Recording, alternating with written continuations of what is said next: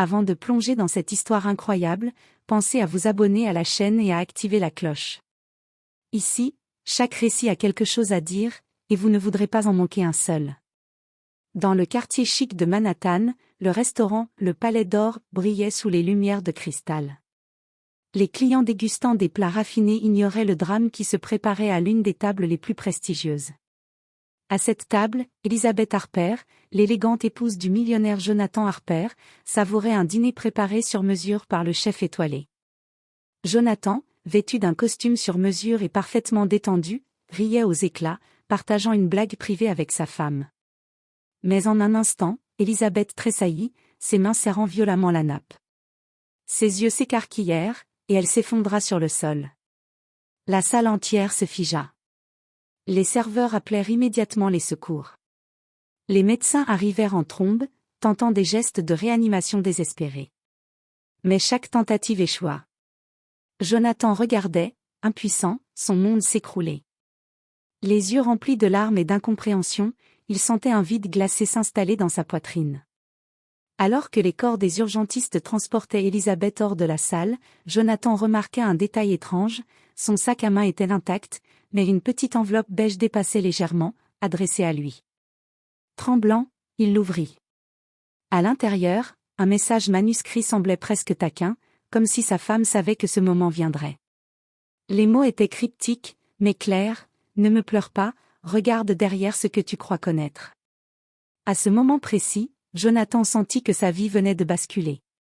Ce n'était pas une simple mort subite. Quelque chose ou quelqu'un avait changé à jamais le cours de son existence. Et ce qu'il allait découvrir quelques jours plus tard allait remettre en question tout ce qu'il croyait savoir sur sa femme, leur mariage, et le monde qui l'entourait.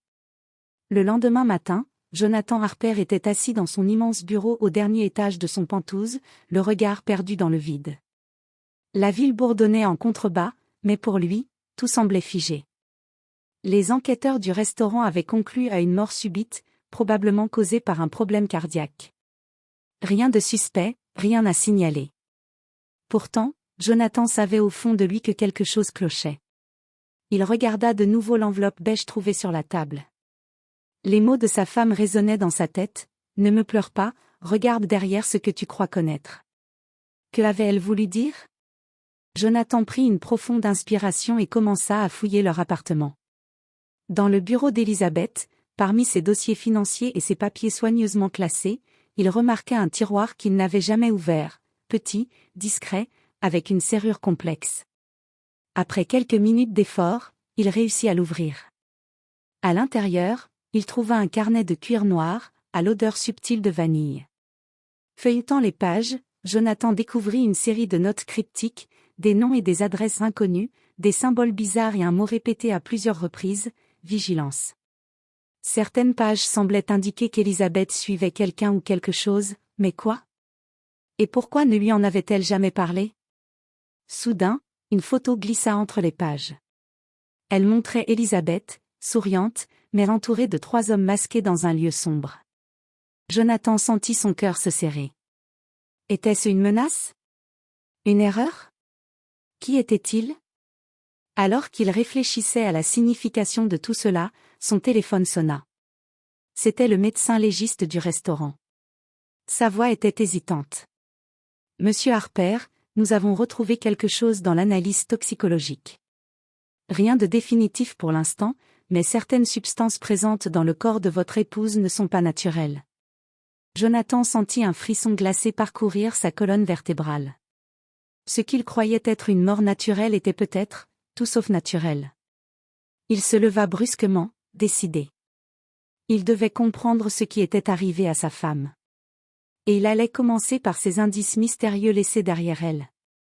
Jonathan n'avait jamais été un homme patient, mais maintenant, chaque minute sans réponse semblait une éternité. Il commença par interroger les employés du restaurant, espérant trouver le moindre détail étrange. La plupart des serveurs étaient sous le choc et répétaient la version officielle, rien d'anormal, un malaise soudain, la panique, mais un jeune serveur, Tim, semblait nerveux et évitait son regard. « Tim, dis-moi tout » insista Jonathan, d'une voix ferme mais contrôlée. Le jeune homme baissa les yeux et murmura.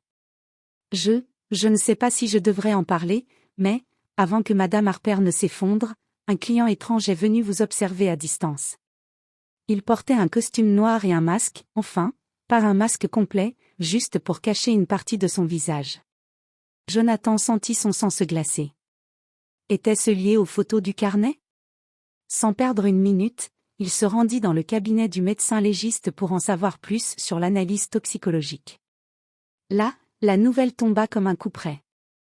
Monsieur Harper, nous avons identifié une substance rare dans le sang de votre femme.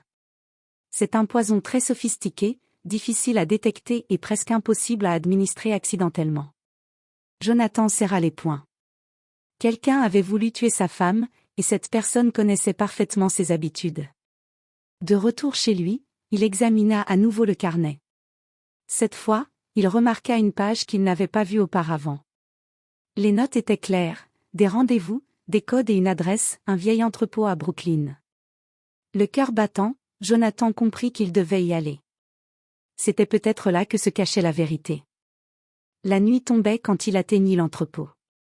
Il s'avança prudemment et aperçut des silhouettes dans l'obscurité. Ses yeux s'écarquillèrent, l'un des hommes sur la photo d'Elizabeth était là, à quelques mètres de lui. Et il n'était pas seul, d'autres figures mystérieuses manipulaient des dossiers et des enveloppes semblables à celles qu'Elizabeth avait laissées pour lui. Jonathan se cacha derrière une pile de caisses et sortit discrètement son téléphone pour enregistrer la scène. Une phrase d'Elizabeth résonna soudain dans sa mémoire, « Regarde derrière ce que tu crois connaître. » Peut-être que la clé de tout ce mystère se trouvait ici, dans cet entrepôt. Mais avant qu'il ne puisse avancer davantage, un bruit derrière lui le fit sursauter.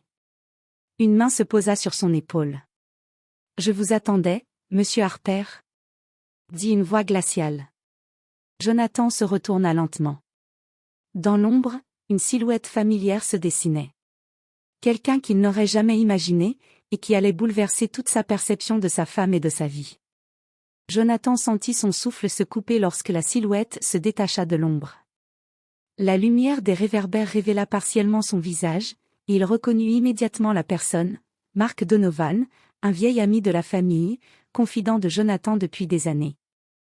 Mais son expression n'avait rien de familier, froide, calculatrice, presque menaçante. « Mark, qu'est-ce que tu fais ici ?» demanda Jonathan, la voix tremblante mais déterminée. Mark esquissa un sourire glacé. « Je fais ce que tu aurais dû faire depuis longtemps, découvrir ce que ta chère épouse cachait. » Jonathan fronça les sourcils. « Elizabeth, elle était en danger ?» Mark hocha la tête lentement. « En effet. Et tu n'as jamais vraiment su qui elle était. » Jonathan sentit un vertige le prendre. « Que veux-tu dire ?» Mark s'avança, montrant le carnet que Jonathan avait trouvé plus tôt. Ce carnet, ce n'est pas un simple journal. Elizabeth enquêtait sur une organisation clandestine, une société secrète impliquée dans des crimes que tu ne pourrais même pas imaginer. Et elle a découvert quelque chose d'énorme, quelque chose qui a coûté sa vie. Jonathan ouvrit la bouche, mais aucun mot ne sortit. La réalité frappait plus fort que tout ce qu'il aurait pu imaginer. Ces hommes, continua Mark en désignant les silhouettes dans l'entrepôt, il voulait la faire taire. Mais Elizabeth était intelligente. Elle savait que sa mort pourrait déclencher des questions, et elle a laissé ses indices pour toi. Jonathan sentit une rage froide l'envahir. Alors, toutes ces notes, les photos, l'enveloppe, c'était pour moi? Pour que je continue ce qu'elle a commencé? Mark hocha la tête. Exactement. Et maintenant, c'est à toi de choisir, rester dans l'ombre ou découvrir la vérité et rendre justice à ta femme. Jonathan regarda les silhouettes à nouveau, son cœur battant. Il savait que le chemin serait dangereux, mais il ne pouvait pas reculer. Elizabeth lui avait confié un secret plus grand que leur mariage, plus grand que sa propre sécurité. Avant qu'il ne puisse répondre, Mark lui tendit un petit paquet. Ceci appartenait à Elizabeth. Elle voulait que tu l'aies lorsque le moment serait venu. Tout ce dont tu auras besoin pour comprendre, et pour agir. Jonathan prit le paquet avec des mains tremblantes.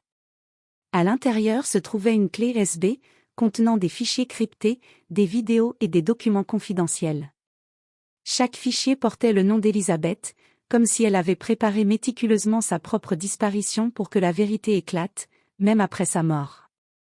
Une chose était claire, la vie de Jonathan Harper venait de basculer dans un monde qu'il n'avait jamais imaginé, et il ne pourrait jamais revenir en arrière. Jonathan retourna dans son pantouse avec la clé USB et le carnet noir d'Elizabeth, le cœur lourd mais déterminé. Chaque pas qu'il faisait résonnait comme un écho de la voix de sa femme, « Regarde derrière ce que tu crois connaître ».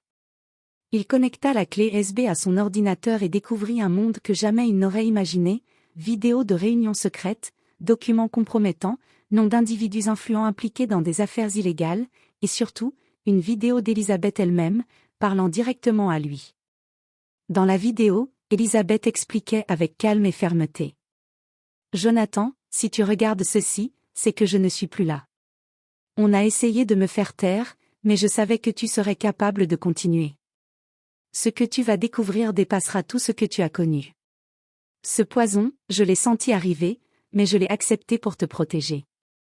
Il y a des gens très puissants derrière tout ça, et maintenant, c'est à toi de révéler la vérité. » Jonathan sentit des larmes couler, mais il serra les poings. Il comprit enfin, sa femme n'était pas simplement une victime. Elle avait été une héroïne silencieuse, qui avait sacrifié sa vie pour protéger la vérité et le monde qu'elle aimait. Grâce aux informations sur la clé USB, Jonathan commença à traquer les coupables. Il révéla la corruption, les crimes et les manipulations qui avaient mené à la mort d'Elizabeth.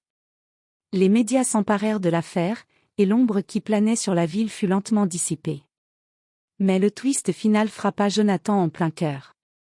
Dans les fichiers, il trouva un dernier document, une lettre d'Elizabeth adressée à un inconnu, mentionnant qu'elle avait simulé certaines preuves pour protéger une personne proche de Jonathan, une révélation qui bouleverserait tout ce qu'il pensait savoir sur son entourage. Jonathan se tenait seul sur le balcon, regardant les lumières de Manhattan. Il savait que sa vie ne serait plus jamais la même. Mais il avait accompli ce qu'Elizabeth avait commencé. Elle avait trouvé un moyen de vivre au-delà de sa mort, et il était désormais son digne héritier dans cette lutte pour la vérité. Alors qu'il serrait le carnet contre lui, Jonathan murmura. « Je te promets, Elizabeth, je ne te laisserai pas tomber. » Et dans le silence de la nuit, quelque part, le monde commençait à changer, grâce au courage et au sacrifice d'une femme dont la mort avait tout changé.